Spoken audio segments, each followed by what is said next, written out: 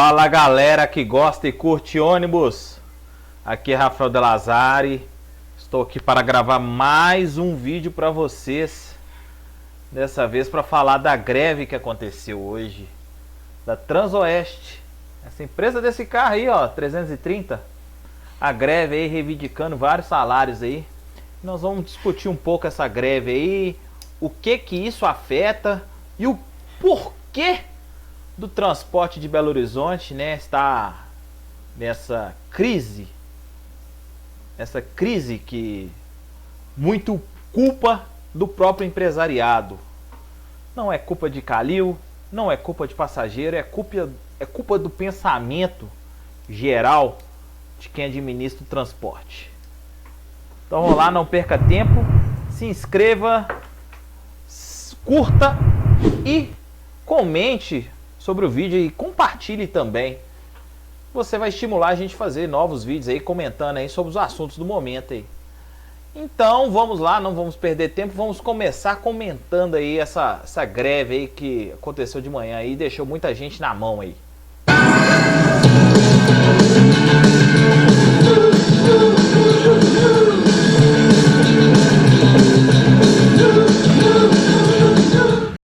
Galera, hoje de manhã, o pessoal da região do Barreiro aí teve uma péssima notícia aí da greve das linhas da Transoeste, que atende praticamente a quase todo o Barreiro, exceção de algumas linhas aí apenas que são administradas por outras empresas, a grande maioria administrada aí pela Transoeste.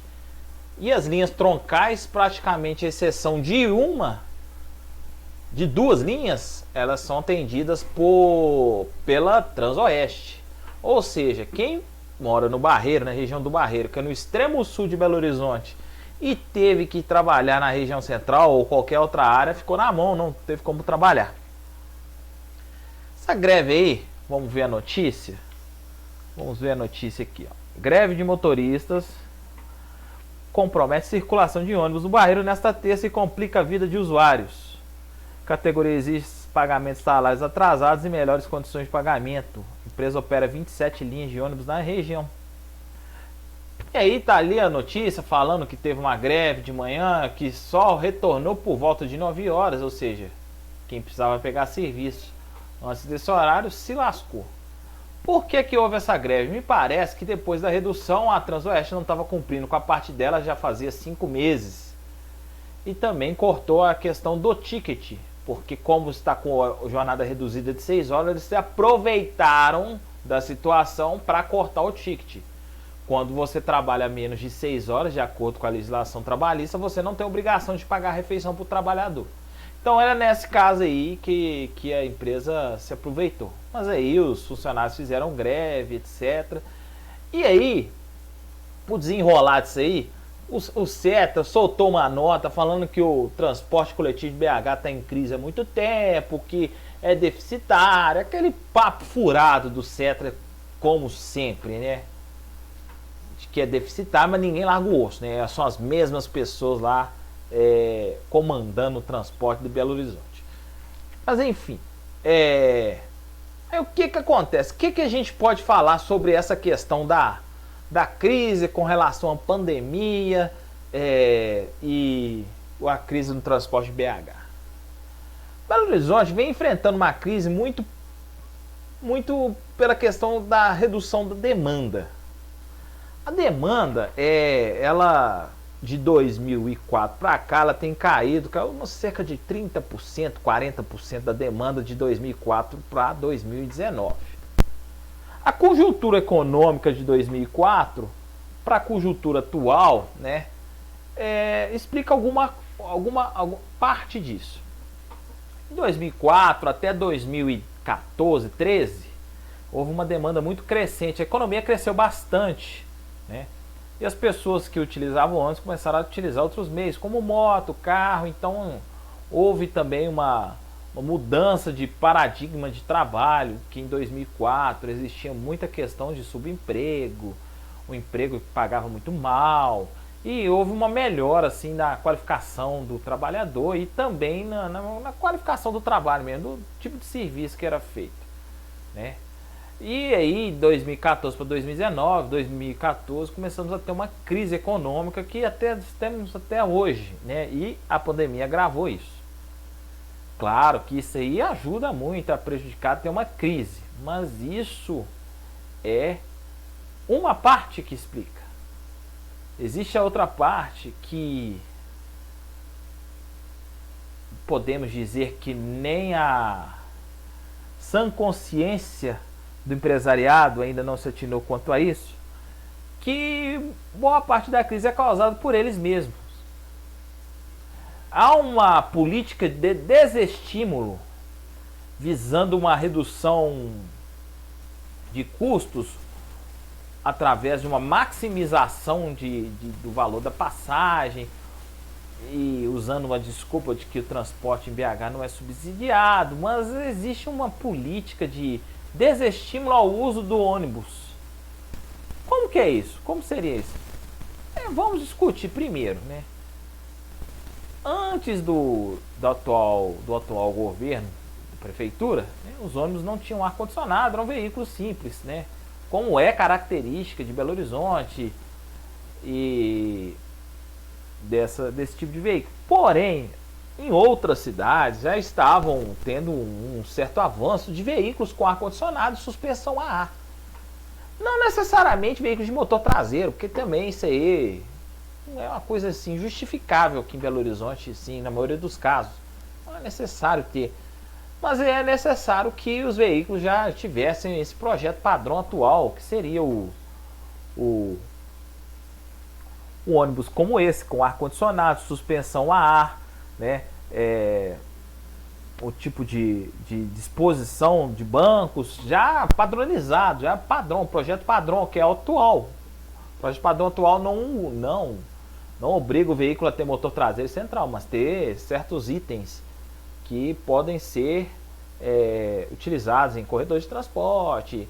É uma forma mais econômica e mais confortável para o passageiro. E hoje a tecnologia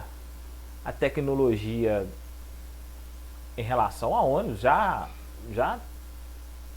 praticamente coloca um veículo como um 1724, um 17230, 17260, perdão, com um patamar de um veículo com motor traseiro com relação a desempenho, essas coisas de conforto e tal, para o motorista e passageiro, né?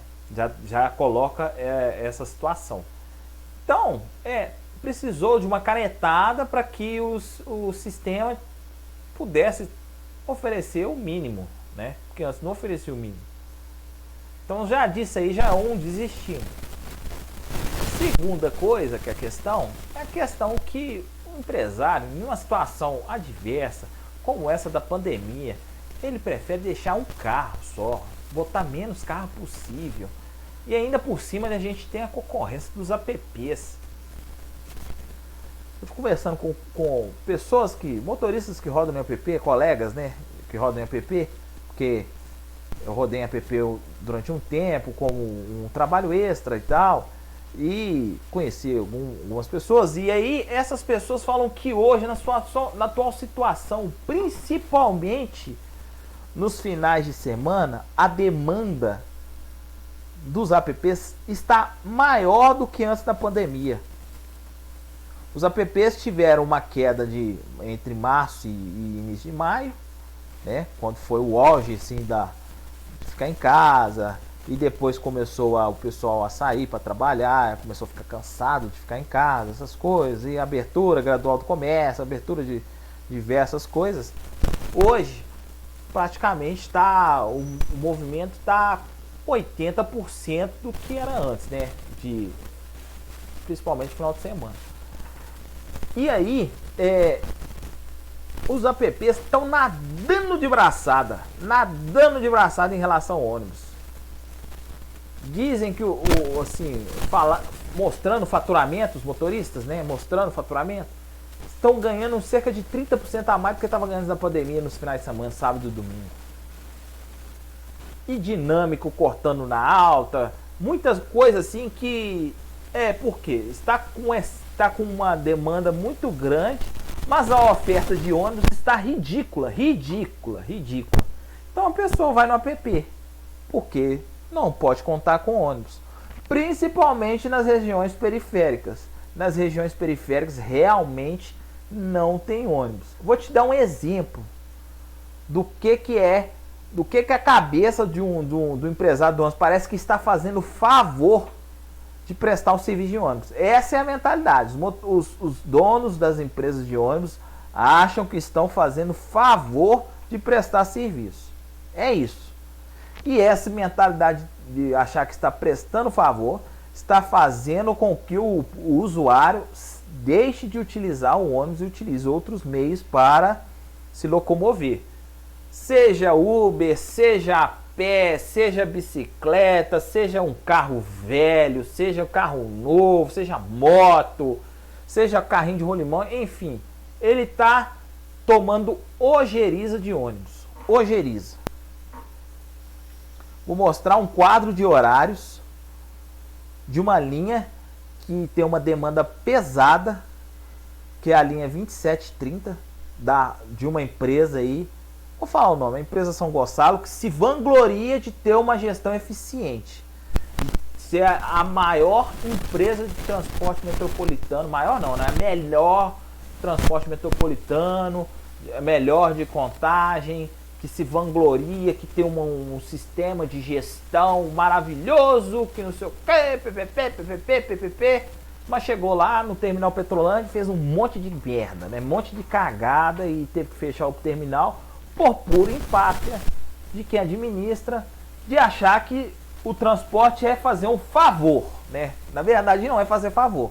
Você está recebendo, você está prestando um serviço, você paga impostos, você não está prestando favor. Se você prestar favor a alguém, em primeiro lugar você não pode cobrar. Segundo, o favor não paga imposto, não paga nada. Então se você está fazendo favor, não tem direito de cobrança. Mas se você está fazendo uma concessão para prestar um serviço, você tem que prestar um serviço de uma forma digna.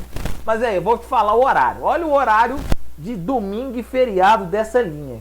2730, que sai do bairro Fonte Grande, passa pelo centro de Contagem, Eldorado, um monte de regiões, passa na estação de metrô, depois vai na estação do Barreiro, na estação Diamante, que atende mais de 25 bairros, passa no centro do Barreiro, passa na estação do Barreiro, ou seja, passa numa região assim, referências de regiões periféricas, ou seja, passa em lugar que vai ter grande quantidade de pessoas que vão necessitar daquele tipo de serviço. Olha só, horário 5 horas, 7 10 9 e meia, 16 e 40, 19 horas. Isso é horário? Isso é horário? Isso é horário para fazer atendimento no dia de domingo? Um cara vai lá, sai de casa, vai lá visitar a mãe lá sai do Eldorado, o cara mora no Eldorado, vai visitar a mãe lá no bairro Independência, por exemplo. Ele poderia gastar 5 reais para ir lá, por exemplo. 5 reais, vai pegar esse ônibus, pega um ônibus da estação Diamante, chega lá, 5 reais. Mas olha como que ele tem que ser. Se ele quiser ir de ônibus, ou ele sai, acorda cedo para pegar esse de 7 e 10, ou ele vai acordar um pouquinho tarde, vai de 9 e meia. E aí, se ele perder depois disso, tiver que tomar um banho, lavar a roupa da casa dele, dar comida para os cachorros, aí sai 10 e meia, perdeu o ônibus. Como é que ele vai? Ele tem o quê? O que ele tem para ir? Ele tem para ir só o quê? O Uber. Ou então ele pega carona com alguém. Ele tem que utilizar de outras formas. É um desestímulo total, da utilização de ônibus. A crise é provocada pela mentalidade de desestímulo ao uso do transporte de boa parte do empresariado de Belo Horizonte. Existem empresários que estão lutando aí, empresa pequena, com maior custo, mas não justifica um dono de empresa grande de transporte ter um horário de ônibus ridículo desse no final de semana. Ridículo. Isso é ridículo. Chega a ser um assinte ao passageiro, a quem necessita do transporte público em Belo Horizonte. É um assinte. Uma linha de movimento dessa, ter 5 horários no dia de domingo. E utilizando o subterfúgio do Covid. subterfúgio do Covid, como se fosse assim, fique em casa, mas a demanda não está mais em casa e mantém esse horário sem vergonha. E aí depois reclama porque que a demanda está caindo. Claro, a pessoa não tem nem direito de pegar o ônibus da empresa do cara, porque não tem horário. As empresas de BH do Cetra resolveram fazer uma coisa de colocar horário entre 6 e 9 horas e de 16 às 20 horas. Aí tem pessoas que trabalham, por exemplo, supermercado, drogaria, que trabalham até às 10 horas da noite. Não tinha como voltar para casa, ficava na rua, tinha que vir a pé, vir de Uber no final de semana, no sábado, no domingo, porque não tinha ônibus. Os ônibus já tinham parado de circular. E até hoje, já esse decreto já revogou, esse acordo já foi revogado. Até hoje, as linhas não voltaram de forma plena. As linhas estão encerrando às 21 horas. 21 horas. Então, a pessoa que trabalha num bar que já abriu e fica até 22, tá lascada. A pessoa que trabalha na drogaria e fica até as 22 também tá lascada. É uma vergonha isso aí. É um desestímulo ao uso do transporte coletivo. Então, quando agora eu vejo, quando, por exemplo, o sindicato patronal, o Cetra, o Sintran, fala da crise, eu não tenho pena nenhuma. Porque é isso que eles querem. Eles querem tirar carros, eles querem diminuir e aumentar a passagem, mas não querem aumentar carros para aumentar a demanda. E se tivesse um estudo, e o estudo, tem diversos estudos teóricos aí, diversos estudos, diversas pesquisas que em períodos de crise a demanda por transporte coletivo no Brasil aumenta. E aí chega uma Covid, a demanda está aumentando, mas o empresário acha que não vamos aumentar, não vamos que a crise está muito forte, não vai ocupar os custos, não sei o que.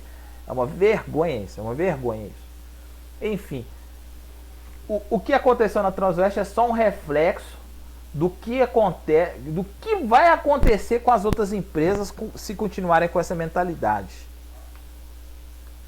Se continuarem com essa mentalidade de vamos retirar horários, vamos tirando horário, não precisa, não tem demanda. Realmente não vai ter demanda, porque você só está tirando, a pessoa nunca vai ter a oportunidade nem de pegar um. Chegou numa situação perigosa de que a pessoa não conta mais com ônibus. Ela vai contar com ônibus só no horário de pico, porque aí não tem jeito aí por causa de trânsito. Aí vai colocar, e eu acho que é isso que eles querem, né? Que o ônibus roda só de 4h30 até as 9, guarda todos os ônibus, começa a rodar 3h30 da tarde, roda até as 9 da noite, tá bom. Aí foda-se o resto, dane-se. É a situação. Então, assim, é só para dar uma clarificada aí com relação a essa questão aí da demanda e deixar essa certa indignação de quem observa, quem gosta de transporte, né? E vê essa mentalidade atrasada, né? Essa mentalidade tacanha do empresariado de Belo Horizonte fazendo isso e ainda reclamando de crise que é causada ou provocada por eles, né? Não sei se é um embate para ter um subsídio, mas for ter subsídio, né, aí já vai começar a ter que exigir outras coisas aí. Aí eu vou dar a voz aí à turma do motor traseiro, dos articulados em linha pequena, porque aí vai ter que ter isso. Se você quer subsídio, se tem subsídio, então tem que exigir também. Vai ser de acordo com o que a banda do empresário acha que vai tocar, não. Tem que ser de acordo com o que a banda de quem está subsidiando quer.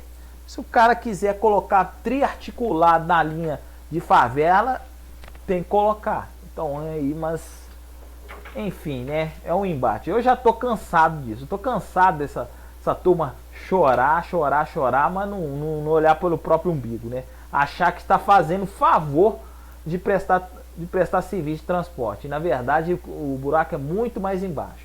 Eu acho que questão de ter demanda de horários para ter linhas, isso aí é o mínimo. Se já não tem isso, então já perdeu a razão toda, tá? Então é isso.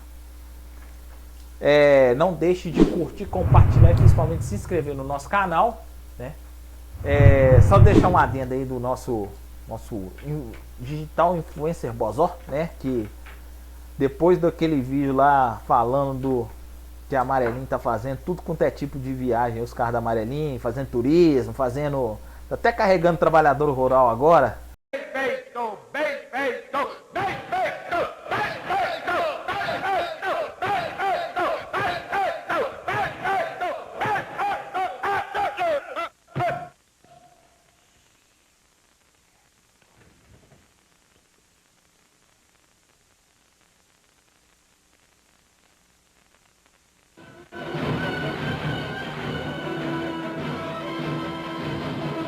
Eu tive informações aí de trabalhadores rurais aí dentro de carro da Amarelinho. E eu criticando o tipo de marketing que a empresa fez, que foi de acordo com esse influencer aí, Bozó aí. Já começou também aquela questão do que eu falei que ele ia fazer, de mostrar o programa do Rodrigo Faro, começar a dar indiretinhas, essas coisas bem que é a cara dele inescrupulosa, né? Mas enfim, só para deixar claro aí que isso aí é porque tá sentindo, né, Galvão? Galvão, liga, diga lá, Tino, sentiu. Então é isso aí. Vamos encerrando por aqui. E deixando claro que InfoOnibus é informação e entretenimento sobre ônibus. Muito obrigado. Não deixe de seguir nossa Wiki também, que ele vai contar o histórico do transporte coletivo da Grande BH. Então é isso. InfoOnibus, informação e entretenimento sobre ônibus. Muito obrigado e até a próxima.